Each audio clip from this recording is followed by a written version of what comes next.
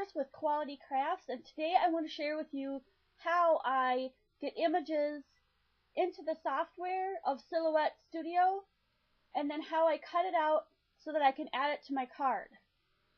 First thing I do is I always set mine to the page at a letter setting because it's 8.5 by 11, which is what I typically work with. You can set it at 12 by 12. That'll make your space 12 by 12, so you've got more space to put things on. But I'm going to start off with a letter, and then I'm going to go to this little book icon on the left, which is where I store all my images, my recent downloads, and I'm looking for the clock that I want to use today. And it's right here, so I'm going to double click and bring that up, and it brings up the entire thing. Next thing I want to do is resize. You can grab from any corner and drag it in to resize the image. What I want is each one of these blocks to be approximately 4 by 4, and that's close enough. So I'm going to right click while this is all highlighted, click ungroup. Sometimes it takes twice, I don't know why, but then you'll see these little gray marks around it. That means it's ungrouped, and that way I can move this one over because I want to make these two different colors. So I'm going to put two different colored paper on my sticky mat so that this one prints out in a gray and this one prints out in a black. I also want the hands to be black, and once this is all cut out, there'll be a circle in the center here that I'm not using. So I'm going to move these hands into the middle of this and use that black space in there to cut those out, because that'll be removed when I'm done. You'll see what I mean after I cut it. So 4 by 4 for each one of these, so I can add my 4 by 4 paper or my color, one black and one gray. So let's go down to the mat and I'll show you what I mean. Now you can see that I've got my Silhouette Cameo mat. I took the blue shiny paper that goes on top of here as a protectant and I put it underneath so that you could see the black markings of where the inches are. And remember, we made ours at 4 by 4. So this sheet of black I'm going to put in the corner for that top part, and remember the hands will be in the center. That's a 4 by 4. And then the gray for the other piece of that clock will be at, let me make sure that's a 4 by 4. A little bit more than a 4 by 4. Whoop, my camera bumped down. I think we'll just roll with that. And I'm going to put that piece right underneath, and that's how I set it up to make two different colored cuttings. So you could literally do a 12 by 12 and fill the whole thing with different pieces of paper if you so chose. And now I'm going to go to my Silhouette software. I'm going to hit File and send it to the Silhouette and hit Cut. So this is the die cut after the machine is done, and I'm not going to video the entire thing because this one is very delicate, so I'll have to take my time in peeling that up. But as you can tell, I'm able to just pull up this one part for you. It makes a very clean cut. Next I'm going to stamp my sentiment, which is going to be this happy birthday from this KI set of clear stamps. And I'm going to use Stays On, black Stays On.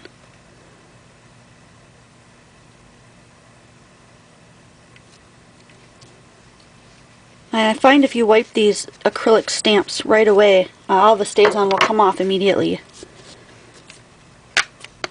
So it's easy cleanup.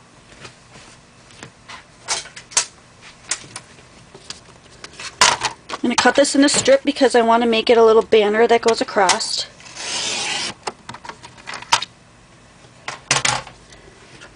And this is my card base. It is cut at 8 inches by 4 inches across, because if you remember, we cut these at about 4 by 4, but they are slightly smaller than 4 by 4, so there's going to be a nice little border around the edge.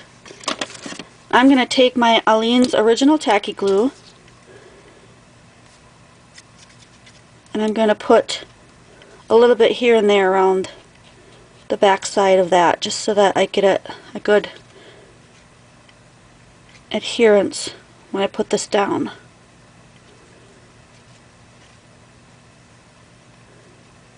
When you've got a design that's really tiny like this, you're not going to hit every single spot, and that's okay. Just enough to hold it down is totally fine.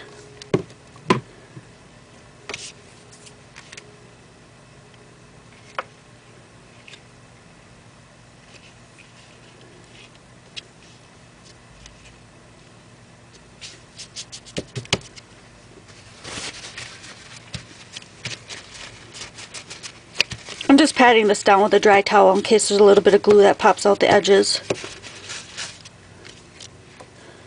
And the same thing with this one. This would be a great time to use your Tombow Mono adhesive, the one that's got that really tiny end. Just really not sure. I'm not sure if I even have that one left. I know I used to own one. But I use this one so much now that this is my go-to glue. This and the, what is it, the Scotch. I'll have to look that up. I have a Scotch one too. So let's make sure we have our 12 at the top. And then that should match up really nicely with the other one we cut. Because we sized them so that they would go one on top of the other. Doesn't that look cool? What a neat card. I'm going to make this into kind of a birthday card, but like a more manly birthday card. So maybe for my dad or one of my male in-laws.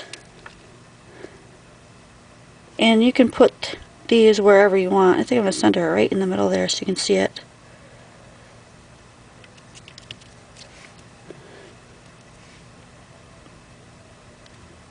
And a little bit of glue on that one. And the reason why I'm putting mine down, no particular time in mind, but I want to make sure I've got room for this banner, this happy birthday banner that I want to put across the top. So I want to go across somewhere around there.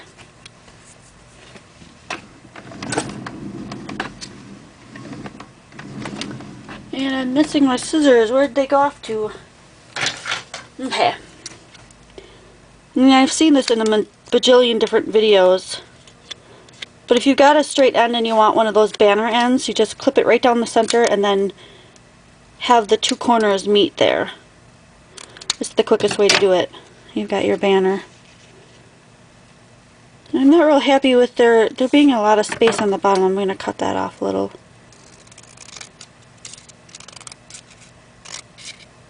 Go ahead and use a trimmer if you want things to be perfect or really super aligned. I'm not going to be that specific. And I'm going to pop this one up. I'm going to use some 3D tape that I have. I love this 3D tape. My sister got this for me at a dollar store up north somewhere. I have never seen it anywhere else. So I always ask her to buy it for me when she gets a chance. It's $1 for 3 rolls of it. Super awesome. There we go. I'm going to add the sentiment right. That looks good. Right there. And our card is finished. I hope you enjoyed this tutorial. It's my first one, but definitely not going to be the last, where I show you how to do things on the Cameo and how I put things together using some of the cutouts. So thanks for letting me share this, and I'll see you next video.